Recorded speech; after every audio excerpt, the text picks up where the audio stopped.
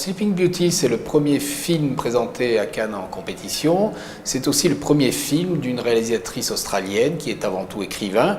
Et c'est ça qui est le plus remarquable dans le film, parce que c'est vraiment la mise en scène qui prime. Elle peut même évoquer par certains moments des noms comme Atom Egoyan ou Stanley Kubrick. Donc on est assez surpris par le formalisme et la tenue de cette mise en scène-là. On est moins séduit par contre par le sujet lui-même et surtout ce que la réalisatrice en fait.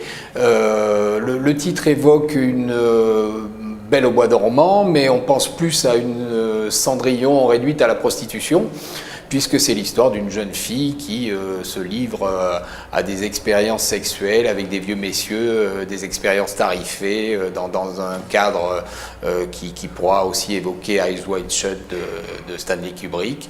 Au bout du compte, on a l'impression que la réalisatrice se perd un peu dans ses références cinématographiques, artistiques, voire picturales, et qu'elle abandonne l'histoire de cette jeune femme qui aurait sans doute pu être plus poignante et avec moins d'ellipses et moins de formalisme de mise en scène.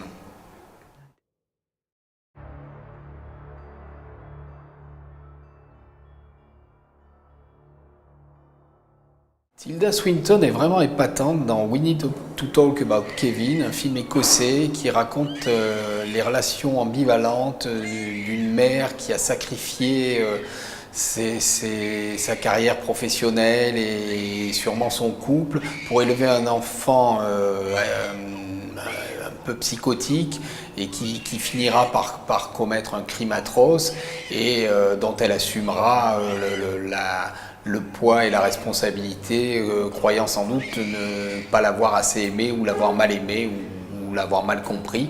C'est vraiment le portrait d'une mère dévastée à la recherche d'explications et qui vaudra peut-être à Tilda Swinton un prix d'interprétation. En tout cas, pour le moment, c'est la candidate la plus crédible.